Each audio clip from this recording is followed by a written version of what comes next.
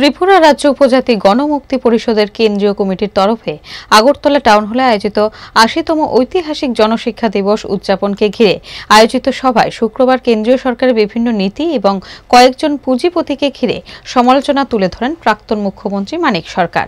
তিনি বলেন, আদানি গুজরাটের লোক, প্রধানমন্ত্রী নিজেও গুজরাটে আদানিকে কে চিনত?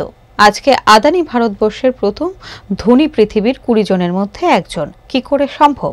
বিজেপি সরকারের দৌলতে এবং তার মধ্যমণি প্রধানমন্ত্রী নরেন্দ্র মোদী তার দৌলতে।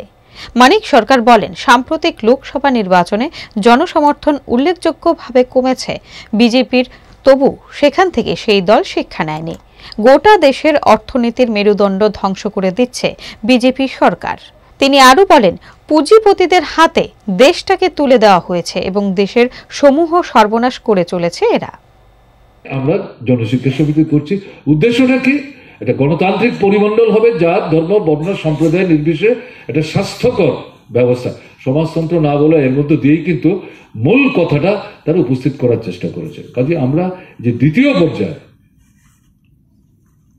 উদ্দেশ্য, এটা তো অসম্পূর্ণ আছে। এটা তো রাজ্যের বামফ্রন্ট সরকারের পক্ষে সম্পন্ন করা সম্ভব ছিল না। কাজে এটা করতে গেলে সামগ্রিক দেশের সাথে মিলেই করতে হবে। কাজে এই ভাবনা নিয়ে আজকের পরিস্থিতিতে আমরা যখন জনশিক্ষা সমিতির প্রতিষ্ঠার ৮০ বছর উদযাপন করছি, তখন আমাদের কাছে তার যে মূল ভাবনাটা সুন্দর, সুস্থ, জাত, ধর্ম, বর্ণ, ভাষা, কৃষ্টি, সংস্কৃতি নির্বিশেষে ঐক্যবদ্ধভাবে এটা ব্যবস্থার পত্তন আমরা করতে চাই, এই লক্ষ্যে তো আমাদের এগোতে হবে। তা না হলে এই অনুষ্ঠান, এই সভা সমাবেশ সমিতি সবই তো আনুষ্ঠানিকতা পর্যবেসিত হবে।